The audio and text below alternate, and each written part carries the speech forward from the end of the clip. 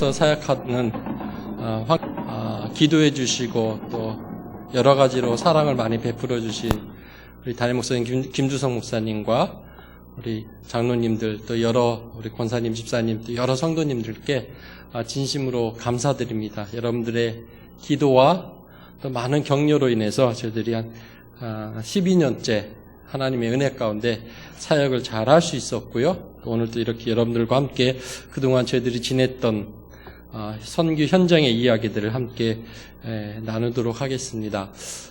우리 한국에 복음이 공식적으로 들어온 횟수는 1884년도 알렌 의사 선교사로 인해서 시작됐다고 합니다. 그 당시에 우리나라는 전 세계에서 아주 미개한 나라에 두 번째에 속하는 나라였다고 합니다.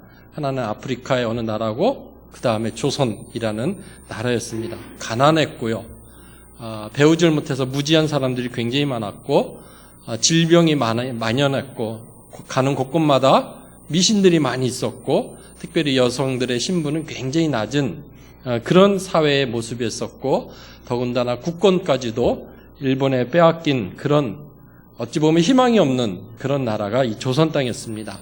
이 어두운 땅, 희망이 없는 이 나라에 예수 그리스도의 복음은 우리 일찍이 성각자들의 정신을 번쩍 들게 했고 교회 성도들을 통해서 나라가 발전해서 지금은 저희가 세계 10대 경제 대국으로 성장한 것들을 우리가 부인할 수 없습니다.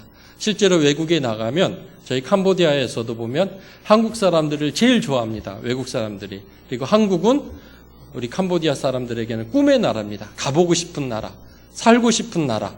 이런 것이 저희 캄보디아 현지인들이 가지고 있는 생각입니다.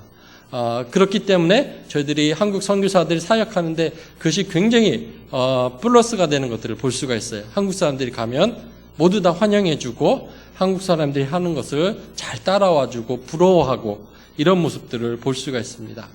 만약에 그렇게 미개한 나라에 복음이 들어오지 않았더라면 아마 우리도 아직도 여러 가지 어려움 속에 살 수 있을지 모릅니다.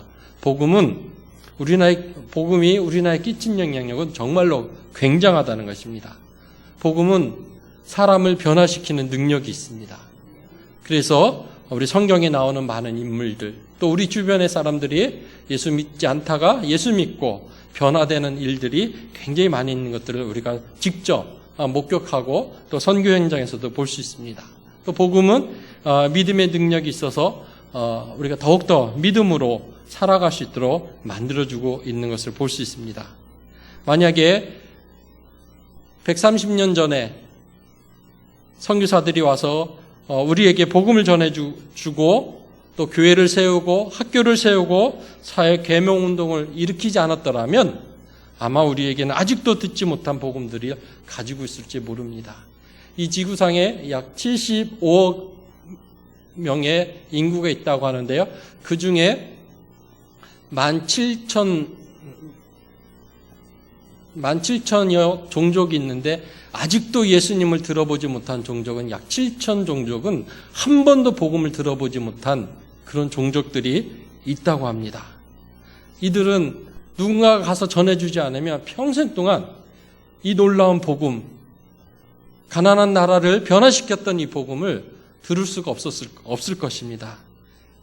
그래서 오늘 선교사님, 우리 주님은 이렇게 먼저 복음을 듣고 깨달은 자들을 선교사로 보내고 또 가는 선교사가 있고 또 보내는 선교사들이 있어서 많은 사람들이 복음을 듣기를 간절히 원하고 계십니다. 13절 말씀에처럼 누구든지 주의 이름을 부르는 자는 구원을 받을 수 있다고 말씀합니다. 이 놀라운 복음 12절에는 그 복음을 통해서 주의 이름을 부르는 모든 사람들을 부욕케 하는 은혜가 있다고 말씀해주고 있습니다. 캄보디아는 국교가 불교입니다. 그래서 가는 곳곳마다 절이 굉장히 많이 있고요. 약 98%가 불교인이고 한 기독교인은 정부의 공식 통계는 0.8%밖에 되지 않고 저희 선교사들이 파악하기로는 한 2%에서 3% 정도 잡는 그런 아주 복음이 절박한 그런 나라입니다. 그리고 캄보디아는 지금 이 아시아권, 동남아시아에서 굉장히 경제 발전이 높은 그런 나라에 있습니다. 이 나라에 복음이 들어가면 아마 한국과 같이 놀라운 일들을 행할 수 있는 곳이 우리 캄보디아입니다. 그런 가능성이 있는 곳이 캄보디아인 것을 우리가 볼 수가 있습니다. 우리 함께 저기 PPT를 보면서 설명드리겠습니다. 캄보디아는 우리 한국에서 여러분 비행기 타고 5시간 조금 넘게 걸리는 5시간 30분 정도 걸리는 인도차이나 반도의 중앙에 있는 그런 나라가 저희 캄보디아입니다. 위로는 태국, 라오스, 또 동남쪽으로는 베트남 이렇게 같이 붙어 있는 그런 곳이 저희 캄보디아입니다.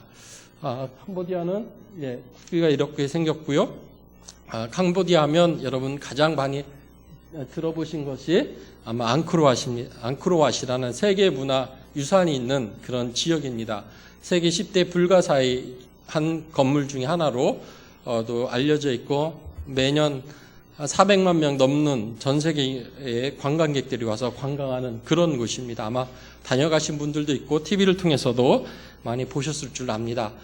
저 앙코르왓이라는 사원은 세계 문화유산이지만 그 밑바탕에는 이방 신들의 우상의 본거지나 마찬가지입니다. 앙코르왓은 처음에 지을 목적은 힌두교 신전을 지었습니다. 그리고 불교 신전으로 바뀌기도 해서 지금 힌두교와 불교가 같이 혼합되어 있는 그런 모습의 사원이 저 앙코르왓입니다. 아마 전 세계 면적으로 따지면 가장 큰 이방신을 섬기는 신전이 저 앙코르왓 사원입니다. 탑이 3개 있는데 원래는 5개인데요. 중앙에는 신이 살고 있는 곳이기 때문에 왕과 제사장만 올라갈 수 있는 그런 곳이고요. 왼쪽에 보시면 오른쪽에 보시면 머리 7개 달린 문양의 모습이 있는데 저것은 무엇이냐면 우리 기독교에서는 우리가 구원받고 하나님께로 가기 위해서는 십자가, 우리 예수 그리스도가 필요한 것처럼 힌두교나 불교에서는 신에게 가기 위해서는, 하나님 앞에 가기 위해서는 가는 그 역할을 하는 동물이 하나 있습니다. 나가라고 하는데 뱀입니다.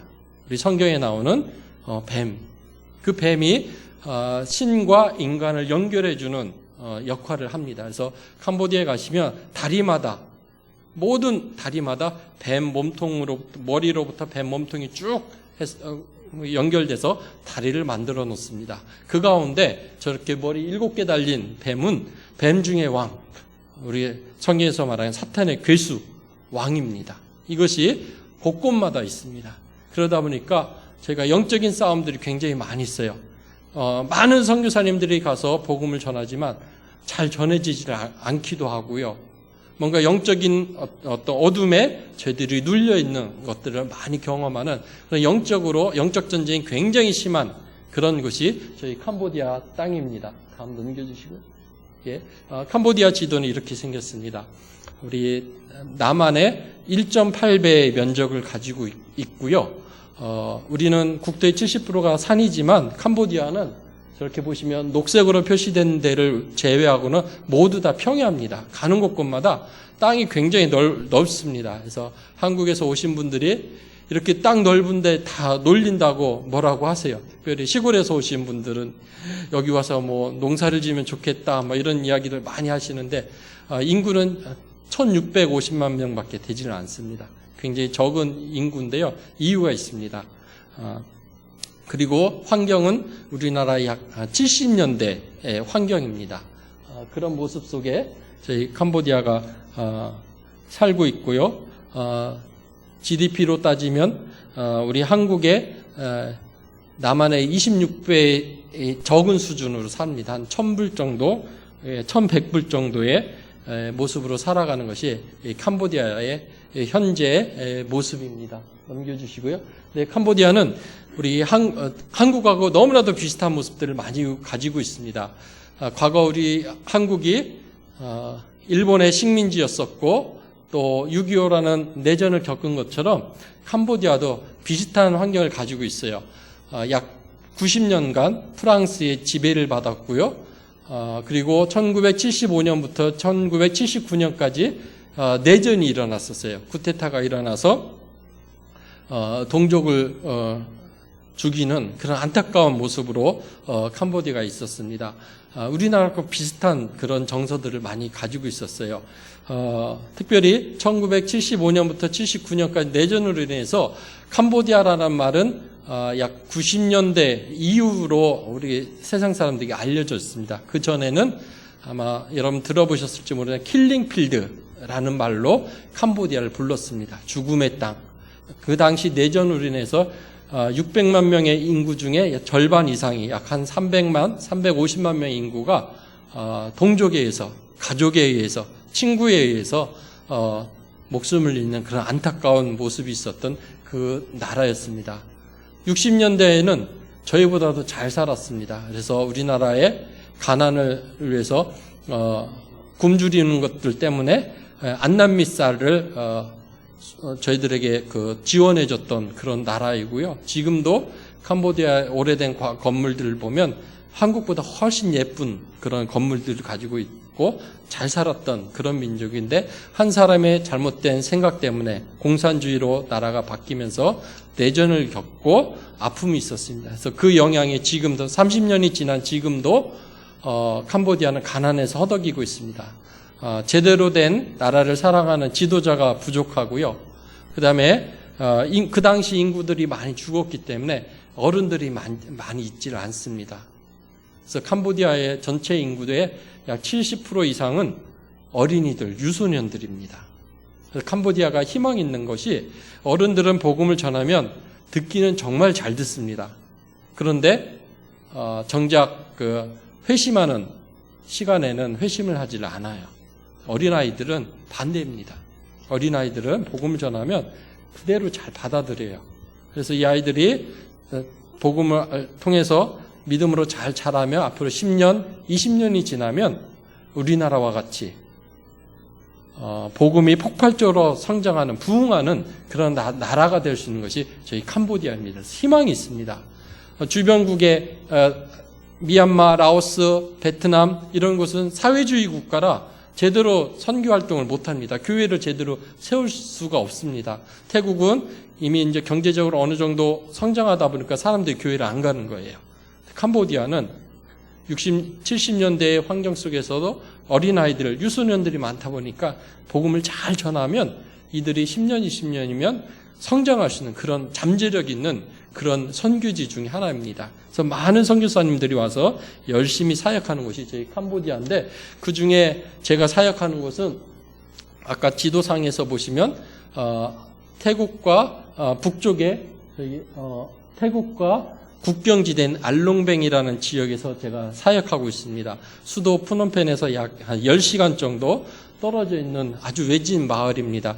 이 마을은 아까 말씀드린 것처럼 공산화가 내전이 일어나면서 공산화를 일으켰던 크메르 루주군이라고 하는데 그 크메르 루주군들이 정부군에 밀려가지고 마지막까지 게릴라전을 피면서 국가를 괴롭혔던 그런 사람들이 마지막까지 항쟁했던 곳이 저희 알롱뱅 지역입니다. 모습은 저렇습니다.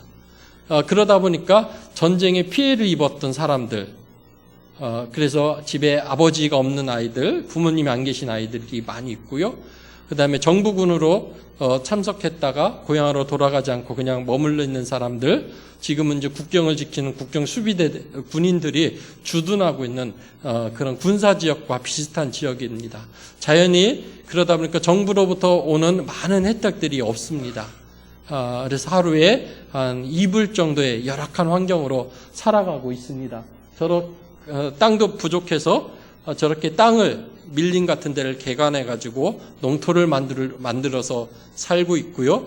또 저렇게 아직도 빗물, 황토길, 흙길을 다니면서 저렇게 전쟁에 피해를 입었던 지뢰를 밟아서 장애를 입으신 분들, 또 부모님이 안 계셔서 또 부모님이 돈을 벌러 나가셔서 할머니들이 손주들을 키워야 되는 그런 상황 속에 있고요. 특별히 배우는 것도 학교도 많지 않고 또 먹을 것도 없고 그래서 아이들이 저렇게 더운 날씨에 의통을 벗고 들로 이렇게 먹을 것을 찾으러 다니면서 하루를 보내는 그런 아주 열악한 환경에 있는 곳이 저희 알룽뱅이라는 지역입니다. 하나님께서 우연찮게 이곳에 저희를 보내주셨어요. 여기까지 가게 된 것은 이야기하려면 굉장히 긴데, 아무튼 하나님께서 이곳에 저희를 보내주셨고, 지금은 선교사는 한국 선교사는 저밖에 없는 그런 곳입니다. 워낙 멀다 보니까 선교사님들이 안 오시려고 그래요. 멀다고 오지도 않는 그런 곳에 하나님의 은혜로 센터를 짓고 건축을 하게 되었습니다. 제가 이 마을에 들어가서, 이 지역에 들어가서 복음을 전하면서 그다지 교회에 대한 필요성을 별로 느끼지를 못했었습니다. 캄보디아는 이렇게 건물에 대한 그 중요성들이 별로 없어서 교회를 짓고자 하는 마음은 사실 저에게는 없었습니다. 하나님께서 이 마을에 교회가 얼마나 필요하셨는지 누군가가 빨리 와서 교회를 짓기를 간절히 원하셨던 것 같아요.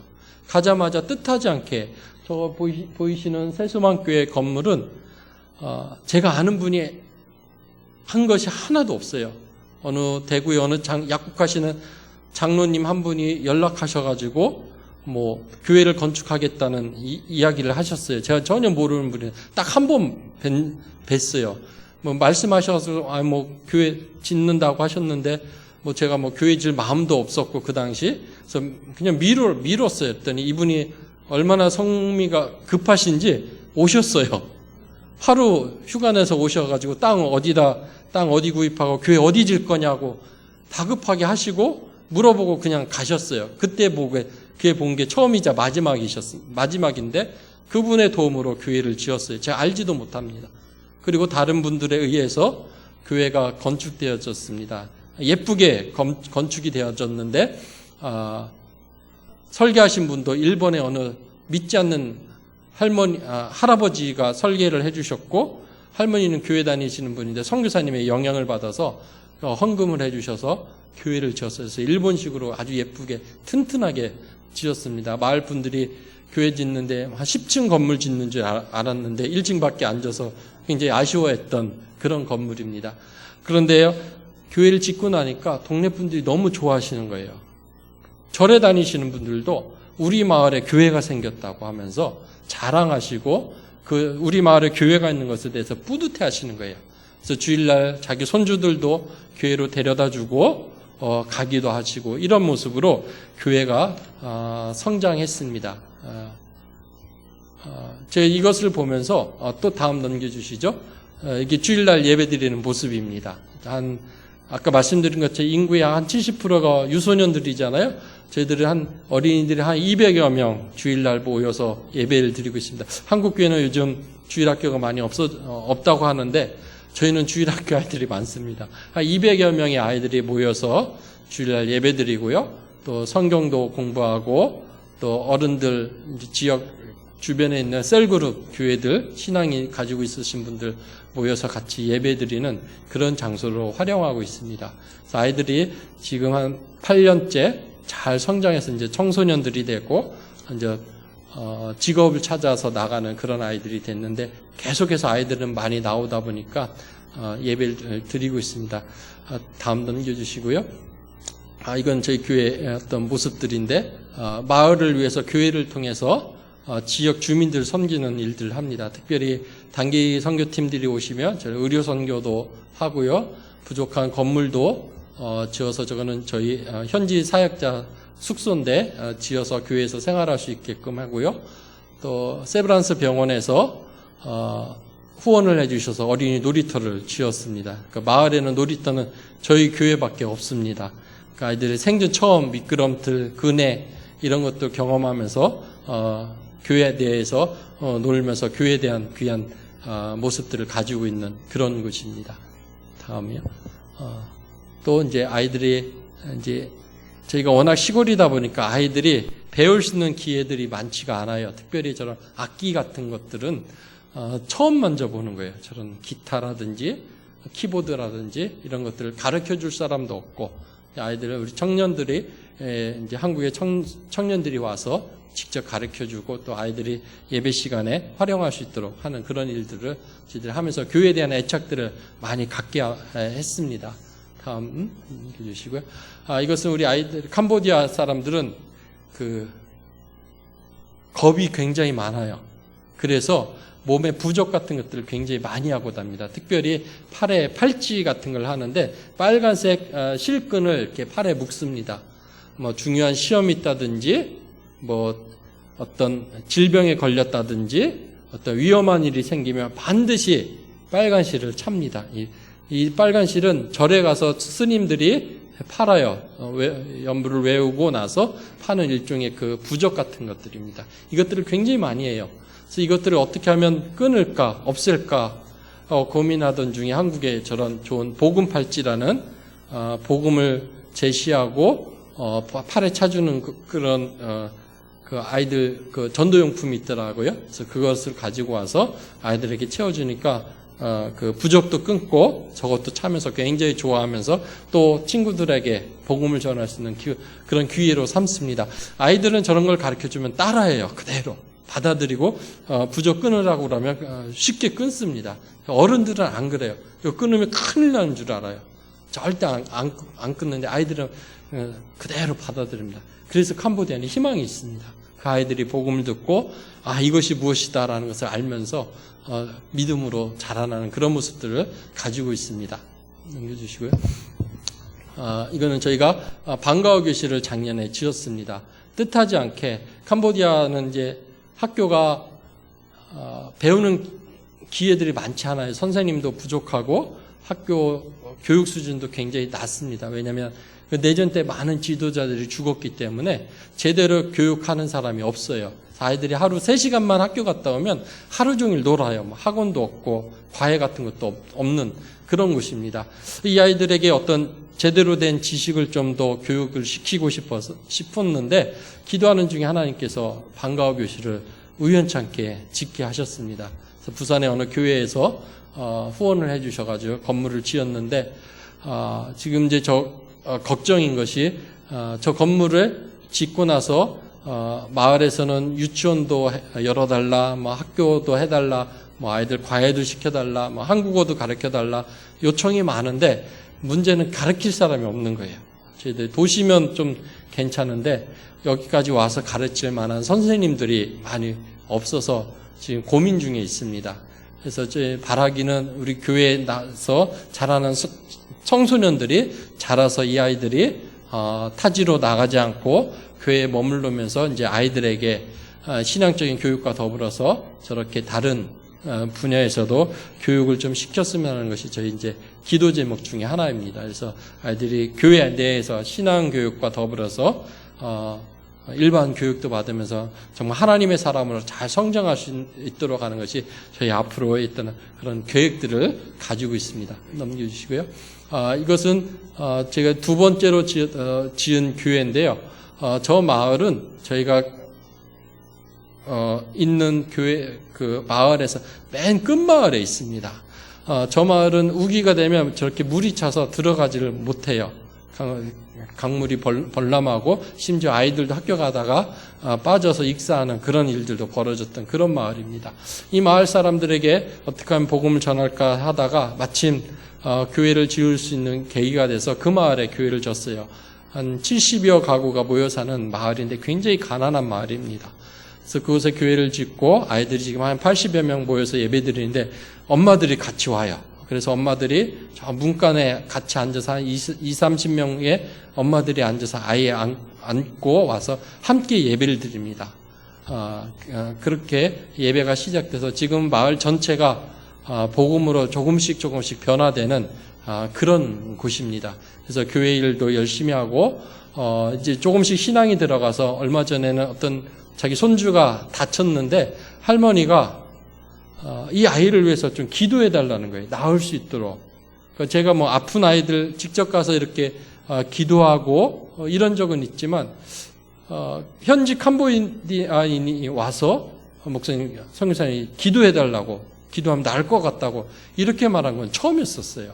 저도 좀 당황스럽고 해서 같이 간절한 마음으로 기도했는데 그 다음 주 갔더니 아이가 나았어요.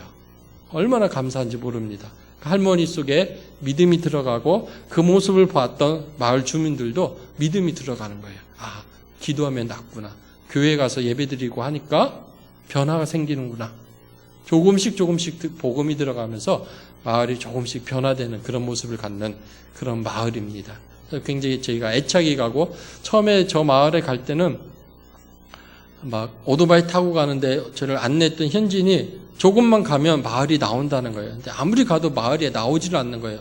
길도 막 지느길이라 가다가 오토바이 넘어지기도 하고 막 이래가지고 옷도 다 버리고 막 이랬어요. 그래서 그만 가자고, 안 가도 된다고, 다른 마을 가면 된다고 했는데 이 친구가 계속 가야 된다는 거예요.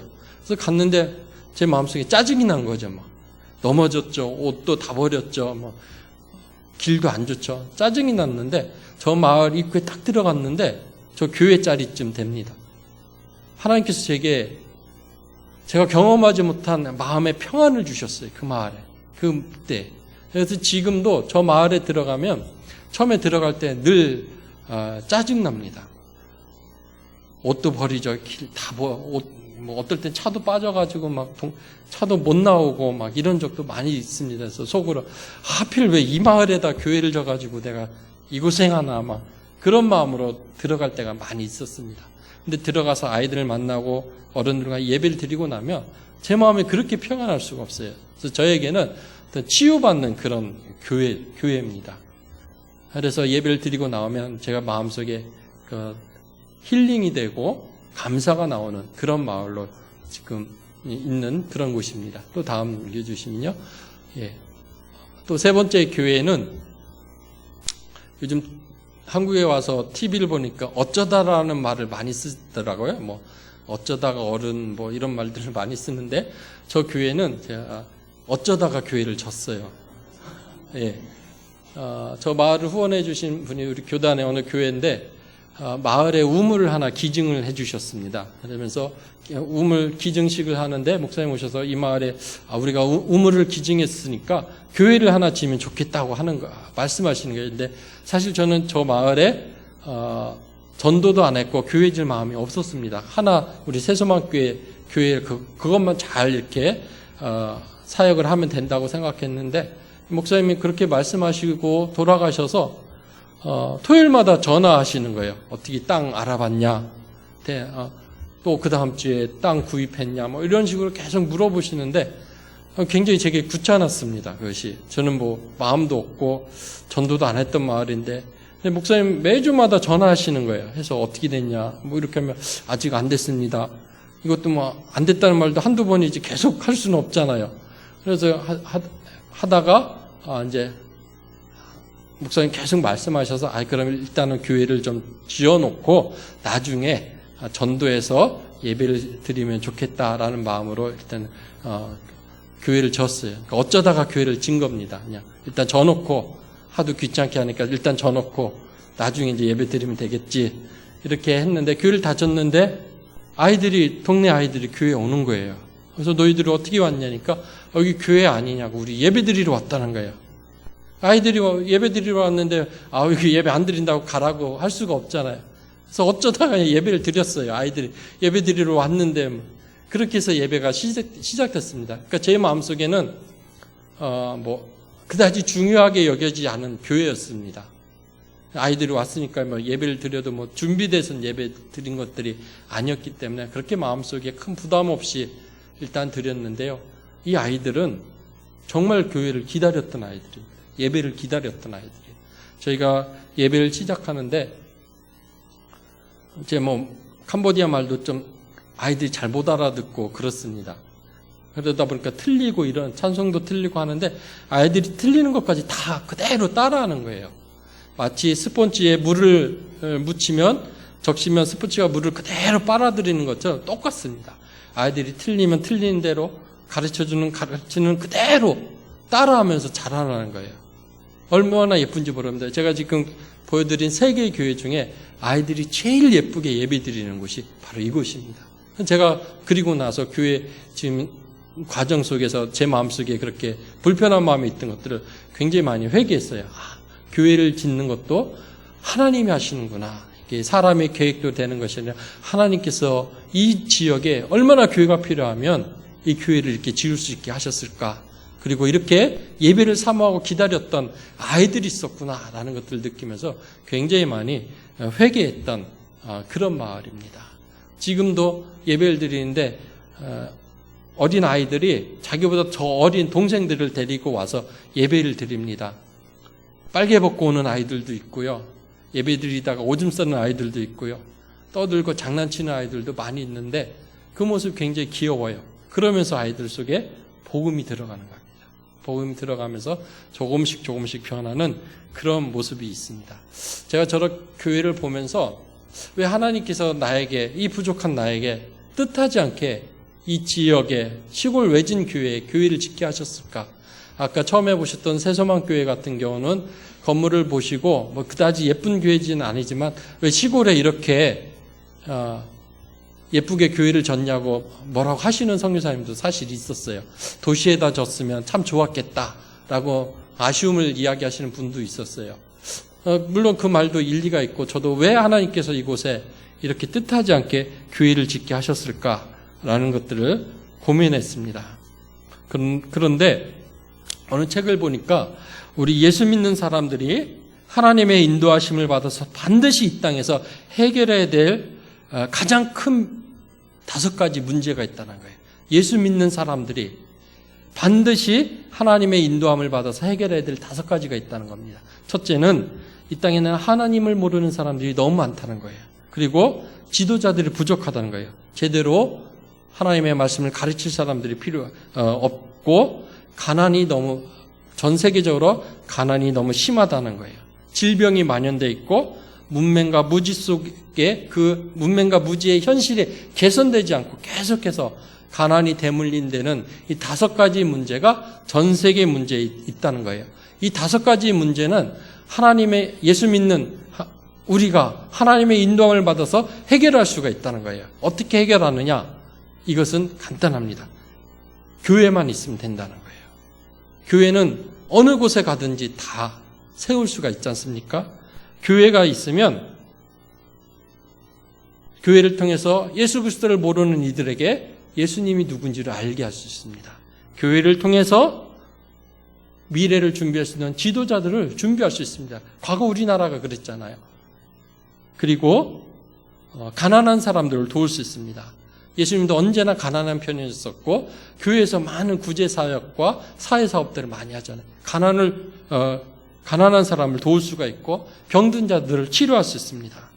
매일 하루에 전 세계 통계적으로 보면 2만 7천 명의 아이가 매일 죽어가고 있다고 합니다. 하루에 2만 7천 명이 죽고 있습니다. 그 원인은 여러 가지가 있을 수 있는데 가장 큰 것이 영양실조, 물 이런 것들로 인해서 질병으로 죽고 있습니다. 이런 것들을 교회가 해결할 수 있다는 거예요. 그리고 교육 다음 세대를 훈련시켜서 가난이 되풀이되는 현실을 바꿀 수 있습니다. 그것이 교회라는 거예요. 우리나라가 그랬잖아요. 성사님들이 오셔서 가는 곳곳마다 교회를 세움으로 인해서 그 교회를 통해서 복음을 듣게 되고 지도자들이 나오고 가난을 벗어날 수 있도록 돕고 병자를 치료하는 그런 일들을 했다는 거예요. 그런 일들을 교회가 했다는 거예요. 교회만 있으면 된다는 거예요.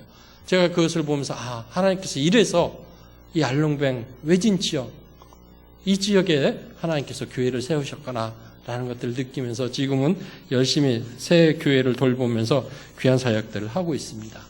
또 다음 넘겨주시죠. 다음은 저희가 아까 보셨던 앙코르왓이 있는 지역에서 또 하나의 사역을 하고 있습니다. 시엠립이라는 그런 지역인데요. 아까 보셨던 앙코르왓이 있는 그런 지역입니다. 넘겨주시고요.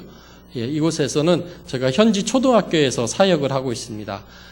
현지 공립초등학교에서 현지 아이들을 돕는데 제가 소속된 단체가 우리 교단도 있지만 기아대책기구라는 NGO 단체에 있습니다. 그래서 어린아이들을 여러분들이 한 달에 3만 원을 후원하시면 아이들이 고등학교 졸업할 때까지 아이를 돌보는 그런 프로그램이 있는데 그 프로그램을 통해서 초등학교 전학년을 저희들이 돕는 그런 사역을 하고 있습니다. 그래서 초등학교에 들어가서 아이들에게 복음을 전하고 또 초등학교에서 성경을 가르치는 그런 일들을 하게끔 되어서 지금은 아이들이 자라서 중학교, 고등학교 이제 졸업해서 사회인으로 나오는 그런 일들을 하고 있습니다.